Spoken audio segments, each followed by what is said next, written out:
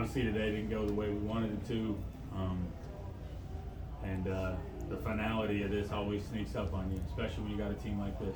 You know, really proud of what this team has accomplished this year, and it wasn't our night tonight. And the game of basketball, when it goes like that, I mean, we turned it around. We gave everything we had. We got wonderful people in this program.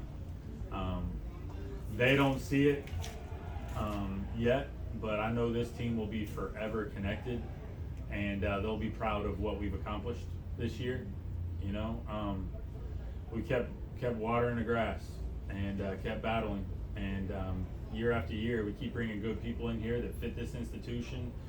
They're highly competitive individuals, but also have a great heart. The guy sitting next to me, I don't know if there's a better combination of big heart and hard worker. Like, he's a warrior, and he'll do anything for his teammates. And this program is better because of this team.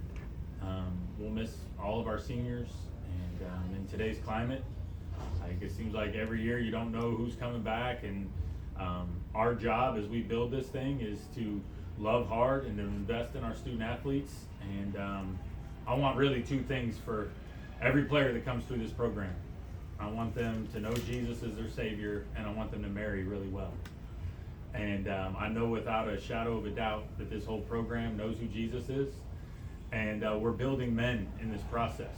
And as we build 18 to 23-year-olds, there's ups and downs that go with that.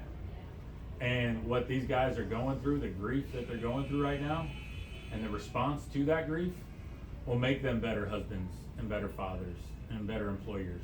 And life is all about how you respond to negative outcomes. That's really where your legacy is built.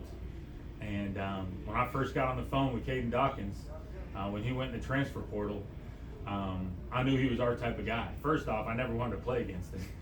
And he made it really tough. I think he had 30 at their place last year. And as soon as I saw his name, I called him. And he immediately said, "Coach, I would love to come to Anderson, but out of respect for the guy that is coaching me, I don't want to go within the league." And which I respect. I mean, what an answer. That further made me want to coach him. And then as things transpired, Coach wasn't there any longer at Mars Hill, and so there was no longer that relationship tie to keep him from not staying within the league. And then I just told him in front of the whole team in the locker room, since he's been here, I've never seen someone win the locker room as quickly as he has. And I mean, we don't even come close tonight without him. You know, that flagrant foul that they called, that loose ball, he gets on the deck and then he makes those free throws. That was a huge momentum shifting play. And I know he's hurting, but he's going to go to bed tonight knowing he gave everything he had. And for that, I'm proud. I'm proud of this group. You know, we'll put 2 new banners up, which is pretty exciting. You know, a conference tournament championship banner, which has not been done around here, and a regular season championship. You know, we did that by 3 games. Really proud of that. And it's hard to flip it to, like, let's be proud in this moment. But someone that's done this long enough, there's a lot of seasons that end that there's not a whole lot. You can say we underachieved as a group, or we didn't quite get there, and start making excuses. We didn't have it tonight. I do think this group could have made a deep tournament run. But what a season to win 29 games and to have a group of guys. What a joy it has been to coach them every single day. Coach, kind of going back off of what you know beyond tonight, the historic season you had, both you and Kate, can you just kind of tell us a little bit about how you felt through the season and all the different things that you accomplished as for first time things that happened this year? Yeah, for sure. Like I told them in the locker room, forever grateful for them. Like, just coming from where I came from, my last school, I would have never imagined me going on the SAC tournament, me winning the SAC championship. And I wouldn't change anything about my journey, but I'm forever grateful for being here. There's many ups and downs throughout the season, but this group, very special group. As soon as we got here over the summer, we felt connected. It started, we went to the lake. First time we went to the lake, I felt like I belonged here. Like they embraced me. coach, he embraced me. His family embraced me. Just everything that we've done this season will forever be stamped in history here, and I'm forever grateful for that. I wish things would have went a little bit different tonight. You know, it hurts. But like he said, in years to come, we're gonna look back and just be like, man, what we did was pretty cool. Like, first time in history this has ever happened here. Like, I don't know. I'm kind of lost for words right now because that was my last college game ever. But I wouldn't want to do it any other way with any group of guys. Like, and I love them forever. Like, that's going to forever be my brothers, and I truly mean that. Coach, can you talk about the foundation of the team? You kind of briefly talked about it in your opening statement. You know, you are losing a few seniors, but you've got such a great foundation here. And just tell us a little bit about going forward and what Caden has done to help you get to that next step. There's been so many builders that have said yes to this, and I'm not taking any of that credit. You know, what we have is something special, and it has taken a while to get the right pieces here. You know, when we first got here, you know, you're taking over a program after another guy, and how he saw the game is totally different than how we see the game. So there was that. There was the basketball part of it where it's, you know, what the previous staff valued from a pure basketball standpoint. We want to lead the league in assists and unselfish play. And then we want to be tough and gritty on defense. And we did both of those. And so our decisions on the road when we're recruiting, we want to build it with high character people that are compelled to be great. And that's KD.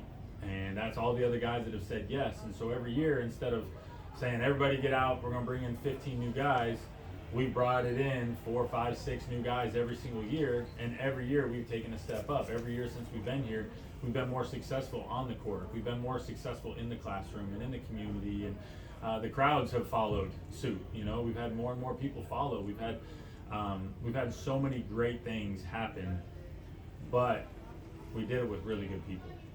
And this really hurts because of how much this group loves each other. Like there hasn't been a team since I've been here that has loved at the level that this group has. But it has been the foundation that we've started in day one, is we're going to build it around love. It's the most powerful human emotion we have. We want people to love each other. That's not for everybody. And we tell everybody that right away when they come on a recruiting visit. When we get that first phone call, it's like, we are going to be up in your business. We're going to know you. We're going to know your family members. We're going to know what matters to you. We're going to know how to motivate you. You're going to come into my office and close the door behind you and talk about life stuff more than you're going to talk about basketball stuff. And some people are like, Coach, that's not for me. And those aren't the ones that thrive and have success here. And this is the first year where we have an entire room that's like that. We have an entire room of guys that are bought into being a part of something special and that's bigger than themselves. And that's not an overnight thing. You just keep watering it, keep making decisions based on what you're convicted in with high character people, and success will follow. And KD is like, for him to be here for 9 months, it seems like he's been here for 4 years. You know, the hugs he just got in that locker room, that's not normal for you to have that in 9 months. It's not normal. Like in today's society, it's like a rent-a-player. You know, you come in here, we'll get what we want from you, you get what you want from us. Like, he has invested with 2 feet since he got here. And there's so many other guys like that that have come in here, have been vulnerable, have shared their heart with each other, and we love really, really hard here, and I'm so proud of that. So, we're going to miss KD. We're going to miss Malachi. Malachi Reeves, my goodness. I know our fan base is going to miss him. I mean, that guy, he gave everything to this. You know, he gave everything to this. He is going to lead a mega church, and so many things are going to be shifted in God's kingdom because of the Lord using Malachi Reeves. I can't wait to see what God does in his life next. But what he has done this season is put all that on hold and just be in that locker room. He is a spiritual leader. He's an emotional leader. He's a basketball leader. He is like the older brother for everybody. And I didn't see that. We've only had him for 2 years. I didn't see that last year.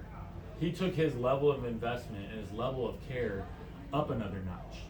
And he's in there bawling his eyes out right now. He put everything into this. And it would be easy for him to be like, all right, this is what I'm doing temporarily. He invested with everything he had. And then, we've got so many great guys that are going to be returning to this program. That, torch passers. That's what you really want as you're building a program, is you want torch passers. A guy that said, all right, I led the way, I showed you by example, now you're up. And the greatest banquet speeches are when seniors talk to juniors and say, by name, like, you're up next. You got the keys. You got to lead this thing. We're turning you over a championship program. You keep growing this thing. And we got wonderful torch passers in this locker room. And it's not just guys you see out there on the court. The fan base and our community, they don't get to see the type of people that don't play a lot in their role in leadership. James Repass, Kason Collins, like, we've got some wonderful guys that lead in their way. All great teams, people know their roles. Like, role definition is such an important thing, and so many guys could have been on the back of the bench and just complaining and murmuring, and you see that all over the country. And it makes all of us so thankful when you realize, like, even the guys that aren't getting playing time, they're invested. They're hurting right now, just like Caden is, and he's out there for 38 minutes tonight. But a little bit about the basketball game, if you guys don't mind if I talk about the game just real quickly. They made some tough shots. I mean, looking at this stat sheet, I've never seen one like this where a team makes 26 field goals and has 3 assists. I've never seen that. That means 23 out of their 26 shots were what we call do-him basketball. And they made them. Give him credit. Like, number one, that's Payne. That's a real guy. I mean, he made some twerk in his legs and fadeaway step back, and all credit to Young Harris. They had them boys ready to go, and in the national tournament, like, everybody's good.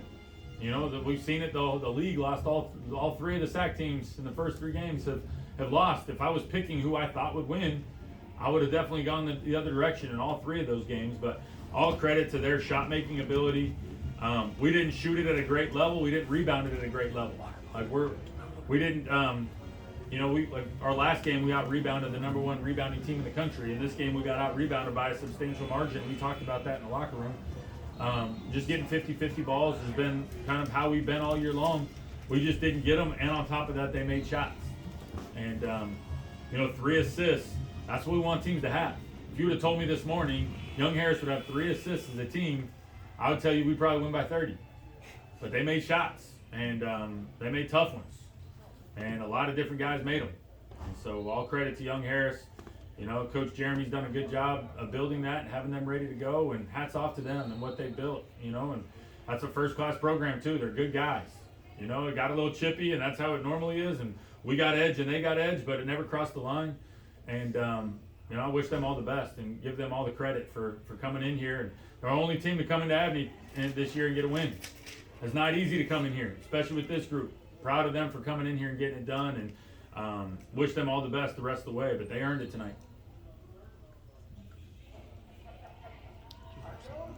One last question from me. The Trojan faithful really showed up tonight. That's probably the most I've seen since the Lenore, or even passing the Lenore Ryan game. Did you just have anything that you wanted to say to them in general, kind of going into next year? Yeah, Trojan Army special. I didn't know what it would be like tonight because it's spring break, and I thought if we get by tonight, maybe people come back Sunday. And how about that though? That crowd was amazing, and that's this school though.